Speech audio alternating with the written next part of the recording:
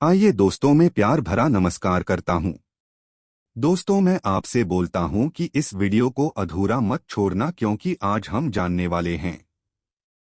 दोस्तों, श्री कृष्ण कहते हैं, इन 5 पौधों के कारण होता है घर में धन समाप्त होता जाता है, और इन 5 पौधों को घर के आसपास होने से भी बहुत भयंकर घर में गरीबी आ जाती है। श्री कृष्ण भगवान कहते हैं कि जो भी व्यक्ति इस तरह के वीडियो देखता है और वास्तुशास्त्र में जो ज्ञान लिखा गया है उसे समझता है और आगे चलता है, तो उसके जीवन में कभी भी धन की कमी नहीं होती है।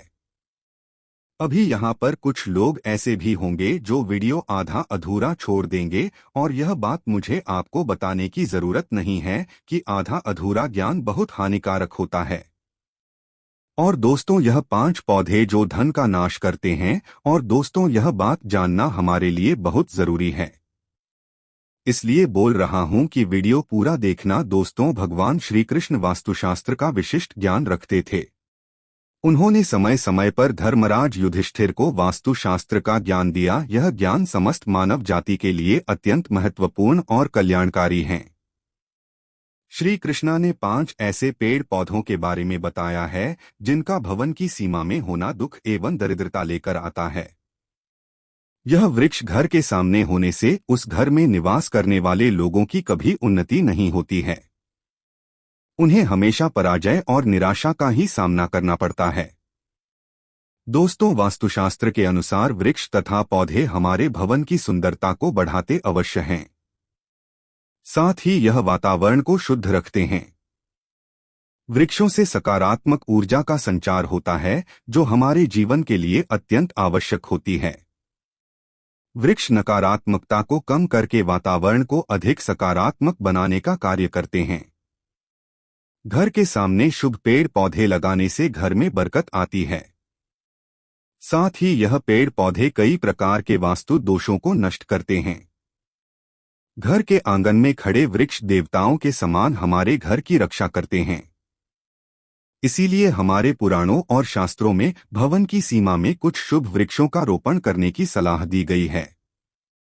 आज हम जानेंगे हमारे घर की सीमा में कौन से वृक्ष तथा पौधे होने चाहिए और कौन से वृक्ष नहीं होने चाहिए। जैसे कुछ वृक्षों को शास्त्रों में शुभ बताया गया है, उसी प्रकार से वास्तुशास्त्र में अशुभ वृक्षों तथा पौधों का वर्णन मिलता है। इन वृक्षों का घर की सीमा में होना अशुभ और अमंगलकारी होता है। यह वृक्ष घर के सामने होने से दुख तथा दरिद्रता का ही सामना करना पड़ता है। इन वृक्षों के सानिध्य में रहने पर धन का नाश होता है, शत्रु में वृद्धि होती है, मनुष्य अपना मान सम्मान तक खो देता है।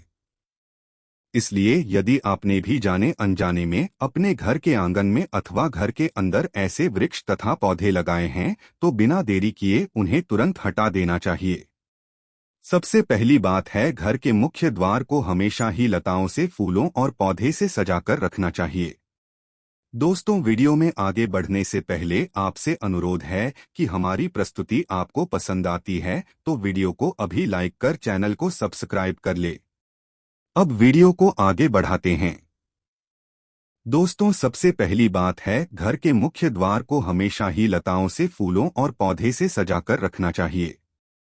मुख्य द्वार जितना सुंदर और सुशोभित होगा, उस घर में उतनी ही अधिक सुख शांति बनी रहेगी। किंतु ध्यान रहे, मुख्य द्वार पर किसी भी वृक्ष की छाया नहीं पड़नी चाहिए। इससे छाया अवैध निर्माण होता है और परिवार में समस्याएं उत्पन्न होने लगती हैं।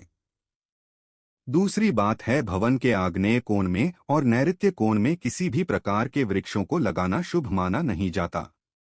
यह वृक्ष जल्दी ही सूख जाते हैं और अशुभ परिणाम प्राप्त होते हैं। तीसरी बात है, घर की उत्तर दिशा में पाम और कनक चंपा का पौधा लगाया जाता है तो धन में वृद्धि होती है।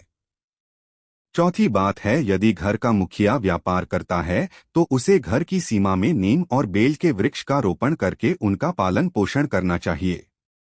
इससे उनके व्यापार में अधिक लाभ प्राप्त होता है।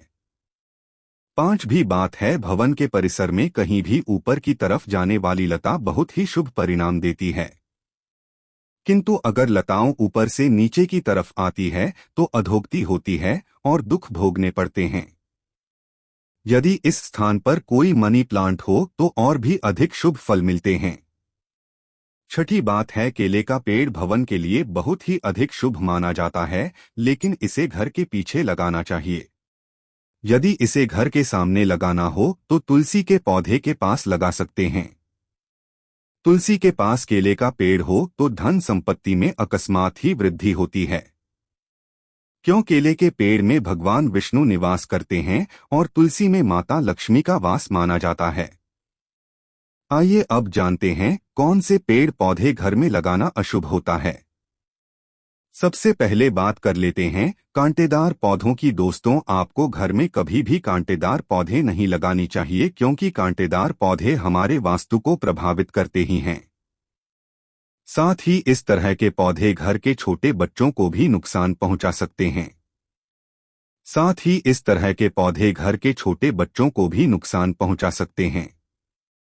इसलिए घर में कांटेदार पौधे लगाने से हमेशा बचे रहें, क्योंकि इनके कांटे नकारात्मक ऊर्जा उत्पन्न करते हैं। लेकिन फिर भी गुलाब जैसे कांटेदार पौधे लगाए जा सकते हैं, परंतु गुलाब के पौधे को घर की छत पर ही रखें तो बेहतर रहेगा।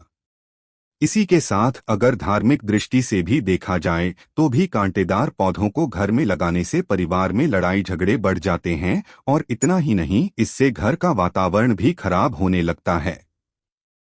दोस्तों, दूसरी तरह के पौधे हैं दूध वाले पौधे। जी हाँ, अपने घर में कभी भी आपको ऐसे पौधे नहीं लगाने चाहिए जिनको काटने या तोड़ने पर दूध निकलता हो, क्योंकि इनमें से जो दूध निकलता है वह हमारे स्वास्थ्य के लिए ठीक नहीं होता है। अगर गलती से कोई बच्चा या बड़ा इन पौधों के दूध का सेवन कर ले तो यह हमारे शरीर के अंदर पैदा कर सकता है। इसलिए इस दुष्प्रभाव से बचने के लिए हमें ऐसे पौधों से दूर रहना चाहिए। वैसे धार्मिक दृष्टि से भी देखा जाए तो भी इन पौधों को घर में लगाने से घर की सुख शांति चली जाती है और घर में नकारात्मक शक्तियां प्रवेश कर जाती है। दोस्तों, इसी क्रम में तीसरे नंबर पर आते हैं मुरझाए हुए पौधे। दोस्तों, आपने देखा होगा कई बार हमारे घर के गमलों में लगे हुए पौधे सूख या मुरझा जाते हैं, तो ऐसी स्थिति में हमें इन पौधों को घर से बाहर निकाल देना चाहिए। नहीं तो जब भी आप घर में मुरझाए हुए पौधों को देखेंगे तो आपके स्वभाव में भी परिवर्तन आ जाएगा। इसलिए घर में कभी भी सूखे हुए पौधे ना रखें, उन्हें तुरंत बाहर निकाल दें। खासकर सूखा हुआ तुलसी का पौधा घर में कभी नहीं रखना चाहिए। तुलसी का पौधा हमेशा हरा रहना चाहिए। सूखा हुआ तुलसी का पौधा दुर्भाग्य लेकर आता है। शास्त्रों में कहा गया है, जिस घर का तुलसी का पौधा सूख जाता है उस घर से लक्ष्मी चली जाती है। चौथा पौधा है बोनसाई का पौधा। दोस्तों, शायद आप बोनसाई पौधों का मतलब नहीं जानते होंगे, तो हम आपको बता दें कि यह वे पौधे होते हैं जो किसी भी बड़े पेड़ का छोटा रूप होते हैं। इनकी बढ़वार को किसी वैज्ञानिक तरीके से रोक दिया जाता है। इसलिए माना जाता है कि इस तरह के पौधे हमारे चारों तरफ की सकारात्मकता को भी रोक देते हैं। इसलिए बोनसाई पौधों को न ही घर में तैयार करना चाहिए और न ही बाहर से लाकर लगाना चाहिए, क्योंकि वास्तुशास्त्र के अनुसार यह पौधे घर में रहने वाले हर सदस्य का आर्थिक विकास रोक देते हैं। दोस्तों, आप बात कर लेते हैं बबूल के बारे में। आपको पता ही होगा, यह एक बड़ा कांटेदार वृक्ष होता है, इसलिए इसका पौधा घर में लगाने का सवाल ही नहीं उठता। फिर भी कोई बोनसाई करके इसको घर में लगाने की सोच रहा है तो ऐसा बिल्कुल न करें, क्योंकि यह वास्तु की दृष्टि से ठीक नहीं रहता। ऐसे पौधे सिर्फ हमें नुकसान पहुंचाते हैं, क्योंकि इनके कांटे बड़े हानिकारक होते हैं। दोस्तों, अब बात कर लेते हैं कैस्टर प्लांट के बारे में। कैस्टर प्लांट देखने में भले ही बेहद अच्छा लगता हो, लेकिन इसे दुनिया का सबसे खतरनाक पौधा माना गया है। इस पौधे के बीज 2 दिनों के अंदर इंसान की जान ले सकते हैं। इसे घर में लगाने की भूल बिल्कुल नहीं करनी चाहिए। अगर आप इसे घर में लगाते हैं, 2 छोटे बच्चे इसके बीज गलती से निकल सकते हैं।